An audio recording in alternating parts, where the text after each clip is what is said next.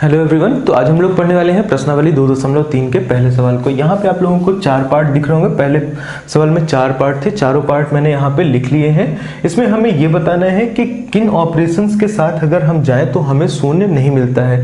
यानी कि सवाल में आपको दिया गया है कि किसमें से कौन से पार्ट में आपको शून्य निरूपित नहीं होगा। तो बस हमें यही पता लगाना है कि कौन सा ऐसा पार्ट है जिसमें हमें शून्य नहीं मिल रहा है। तो चलिए, अगर यहाँ पे हम बात करें पहले वाले पार्ट की, तो यहाँ पे लिखा हुआ है 1 धन 0।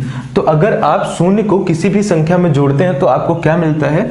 आपको वही संख्या मिल जाती है। ठीक है। और अगर यहाँ पे दूसरे पार्ट की बात करें तो यहाँ पे आपको 0 गुणे 0 यानी कि 0 इंटू 0 आपको कितना मिलता है? 0। किसी भी संख्या में 0 का गुणा होने पर वो संख्या 0 के बराबर हो जाती है। अब देखिए, यहाँ पे 0/2 दिया हुआ है, यानी कि यहाँ पे 0/2 दिया हुआ है। इसका उत्तर क्या आने वाला है? 0 आने वाला है। हमने सीखा था कि जब हम 0 को किसी भी संख्या से विभाजित करते हैं तो हमें 0 मिलता है। लेकिन अगर यहाँ पे कुछ ऐसा दिया होता 2/0, तो फिर इस केस में हम नहीं बता सकते थे कि हमें क्या होने वाला है।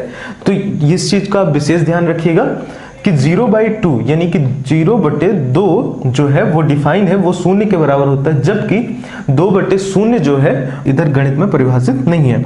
तो ये चीजें आपको ध्यान रखनी पड़ेंगी। अगर हम बात करें यहाँ पे 10/10 ऋण 10/2, तो आपको फिर से यहाँ पे 0/2 देखने को मिलेगा, यानी कि यहाँ से आपको क्या मिलने वाला है? फिर से 0 मिलने वाला है। तो इस तरह से आपको इसे सॉल्व करना था। तो अब आप बताइए, आपको सिर्फ एक ही जगह पे जो आंसर है वो 0 के बराबर नहीं मिल रहा है, वो भी किसमें? फर्स्ट पार्ट में। यहाँ पे आपको 1 मिल रहा है, बाकी हर जगह पे आपको 0 देखने को मिल रहा है। तो इस तरह से इसे समझना था। ये छोटी चीजें जो दी हुई हैं, छोटे छोटे सवाल, ये आपने जो पहले सीखा है उसे याद दिलाने के लिए। चलिए, अगर दूसरे सवाल की बात करें तो दूसरा सवाल आपसे कह रहा है कि अगर किन्हीं भी 2 पूर्ण संख्याओं का गुणा किया जाए तो हमें कब 0 की प्राप्ति होती है। अगर इसे ऐसा समझा जाए, यानी कि यहाँ पे लिखा हुआ है अगर हम 2 पूर्ण संख्याएं लेते हैं, यहाँ पे हमारे पास 2 पूर्ण संख्याएं लेनी है हमें, और इसका जो गुणनफल है वो कितना आना चाहिए? 0 आना चाहिए। तो क्या यहाँ पे दोनों संख्याएं 0 के बराबर होनी चाहिए या एक 0 के बराबर होनी चाहिए?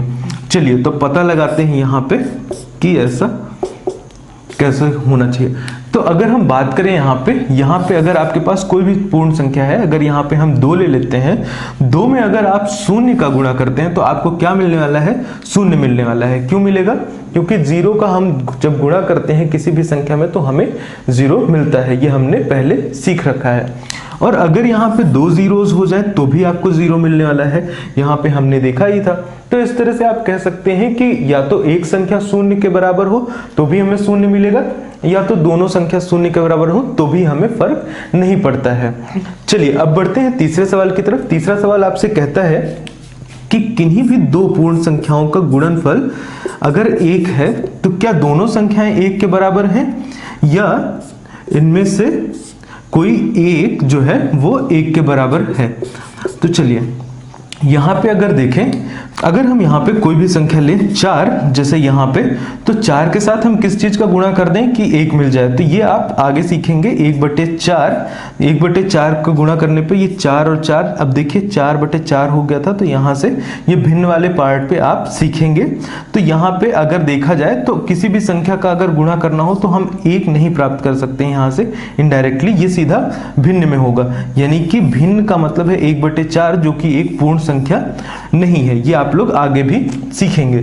चलिए, अगर यहाँ पे 1 हो और यहाँ पे भी 1 हो, जब दोनों संख्याएं 1 के बराबर हो, 2 पूर्ण संख्याएं जो हैं वो 1 के बराबर हो, तो हमें क्या मिलता है? 1 मिलता है। तो इस तरह से इसे समझना था। ये छोटे छोटे सवाल जो हैं आपको कॉन्सेप्ट याद दिलाने के लिए। चलिए, मिलते हैं अगले सवाल पे। तो अब हम सीखने वाले अपने चौथे सवाल को। चौथे सवाल में 5 पार्ट दिए होते, 3 पार्ट मैंने यहाँ पे लिख रखा है। इसमें आपको वितरण नियम लगाकर इसे सॉल्व करना है।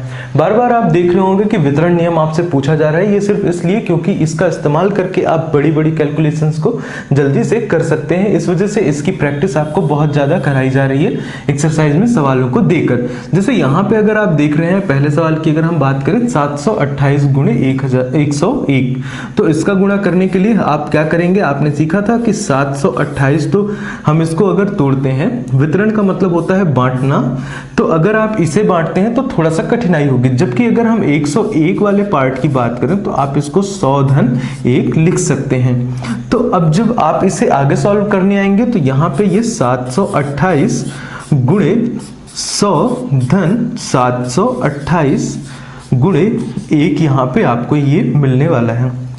तो यहाँ से आप जब देखेंगे 728 और यहाँ पे 00 आपको मिल जाएगा, प्लस यहाँ से 728 गुणे 1 कितना होता है, 728 होता है। तो इस तरह से जब आप इन दोनों को जोड़ेंगे तो आपको उत्तर कितना मिलने वाला है, आपको उत्तर मिलने वाला है यहाँ से 8, 2 और फिर यहाँ से 7 और 8 कितना होता है 15, 5 हासिल आएगा 1, 2 1 3 और यहाँ से 7। तो आपको उत्तर कितना मिला, 73,528। तो अब आप देख रहे होंगे कि कितना आसान होता है ऐसे करके सॉल्व करना। तो अब ये बचे हुए 2 सवाल मैं आप लोगों के लिए प्रैक्टिस के लिए छोड़ रहा हूँ, तो यहाँ पे आप सॉल्व करिएगा और कोई भी दिक्कत होती है तो आप हमें कमेंट करके बताइएगा। मैं आप लोगों के लिए इसके लिए एक अलग से वीडियो बना दूंगा। तो चलिए मिलते हैं अब सीधा अगले चैप्टर पे।